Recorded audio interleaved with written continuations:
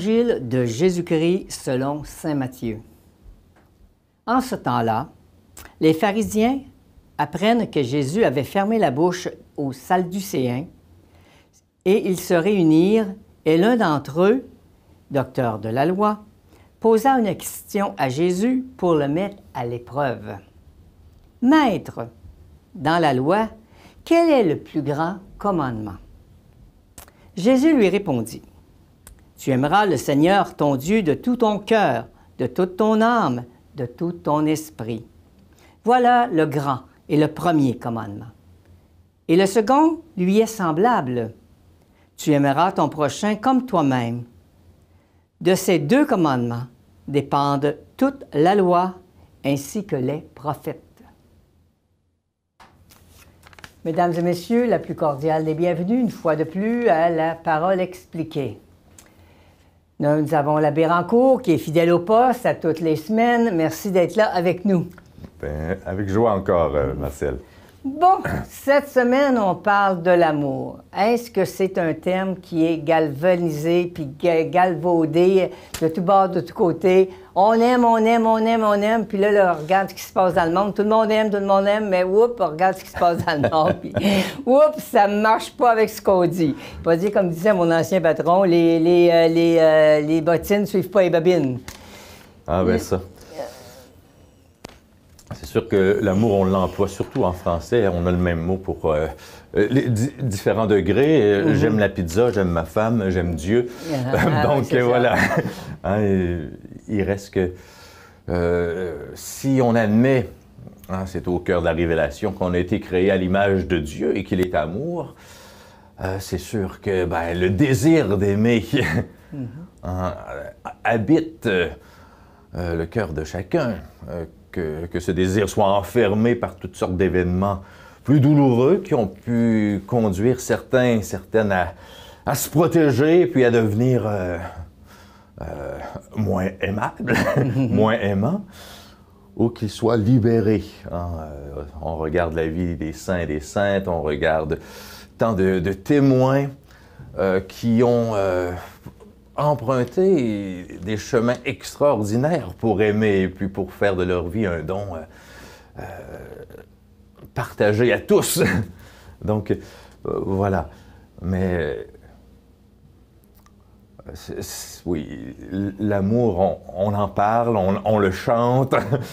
Et puis Jésus, aujourd'hui, nous le redit, il nous y réinvite en disant que toute la loi et les prophètes sont fondés sur ça.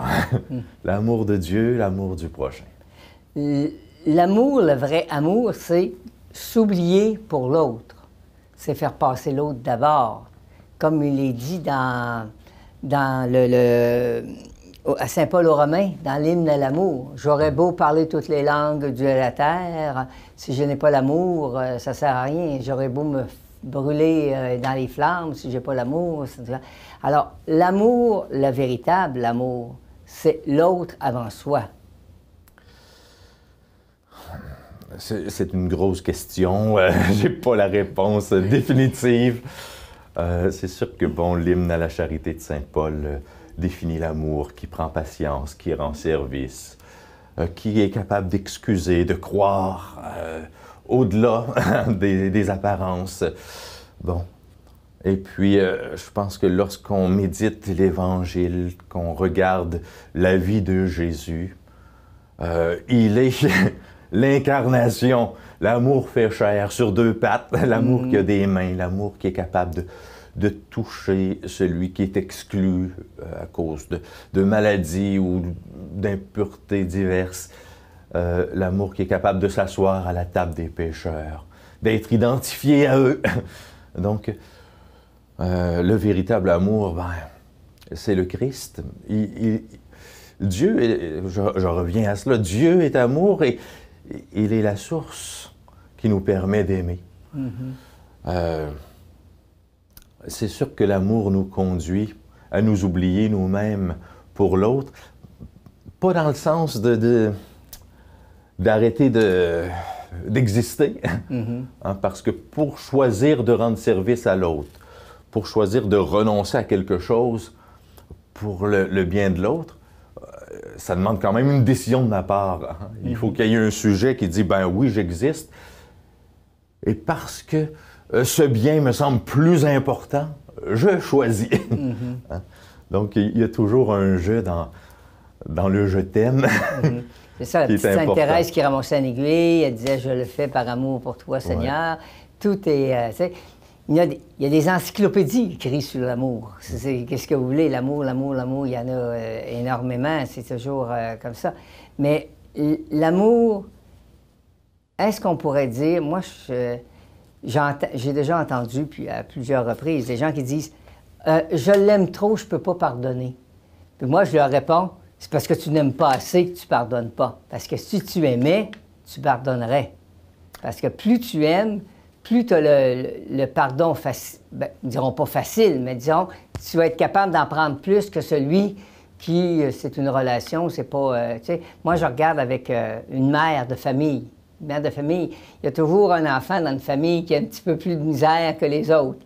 Mais tu vas voir, la mère, elle a une propension à l'amour pour cet enfant parce que c'est celui qui a de la misère, elle l'a porté, c'est son enfant.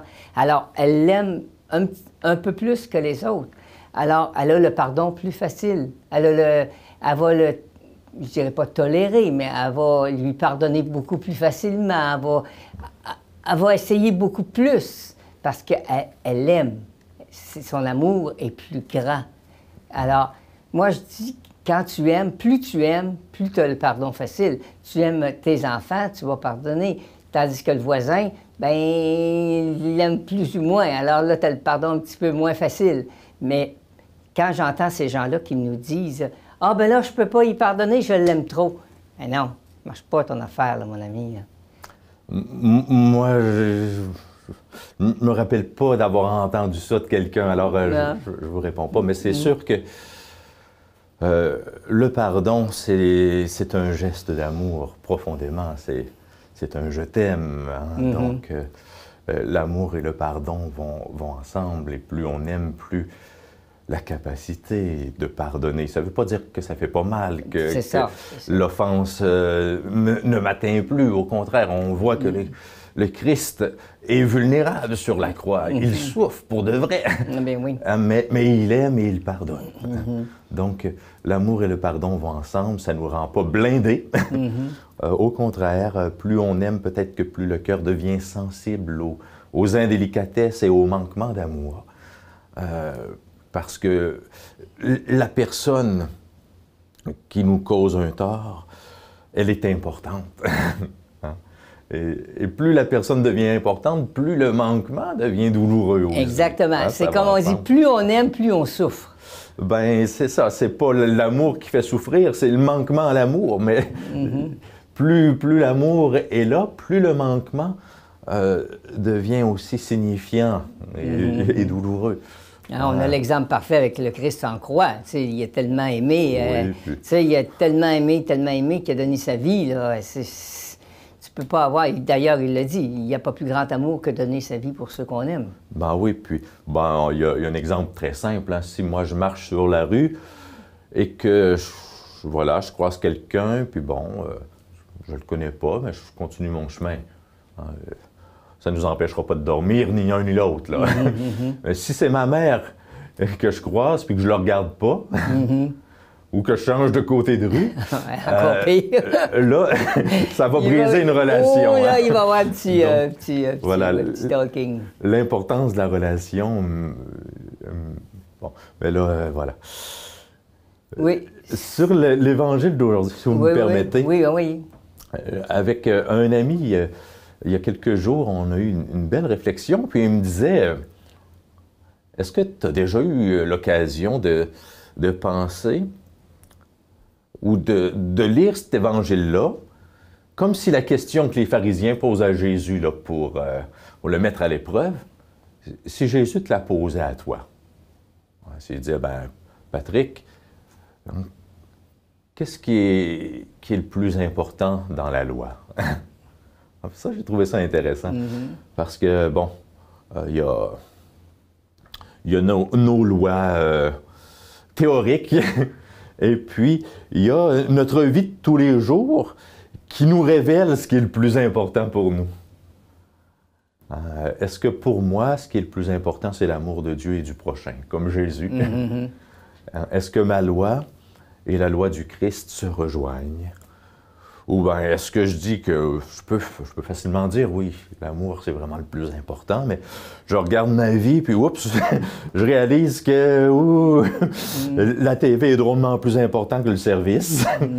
Donc, c'est le fun de faire l'exercice parce que ça nous permet de voir, oups, est-ce que entre ce que je pense être le plus important et ce que ma vie me révèle, c'est ajusté?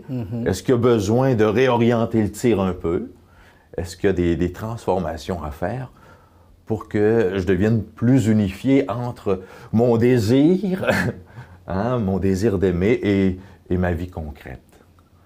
Ça, je pense que Jésus peut venir drôlement le permettre, ça, m'aider à unifier tout cela.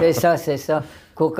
Pour prendre ce que je disais au début, que les bottines suivent les babines. C'est ça. C'est sûr que si tu aimes, tu ne voleras pas ton prochain. Si tu aimes, tu ne le frapperas pas. Si tu aimes, tout découle de l'amour. C'est clair comme de l'eau de roche. Bon, encore. La régie nous fait signe que ça se termine. Alors, merci d'avoir été là cette semaine. Merci à M. l'abbé. Avec joie. Et cette semaine, mesdames et messieurs, je vous demande, si vous avez quelques minutes, de réfléchir. Asseyez-vous. Puis réfléchissez, c'est quoi l'amour pour vous? L'amour dans votre vie, l'amour des enfants, l'amour de Dieu, l'amour du conjoint, l'amour... Prenez quelques minutes et pensez à ça cette semaine. Alors, bonne semaine et à la semaine prochaine. Au revoir. Au revoir.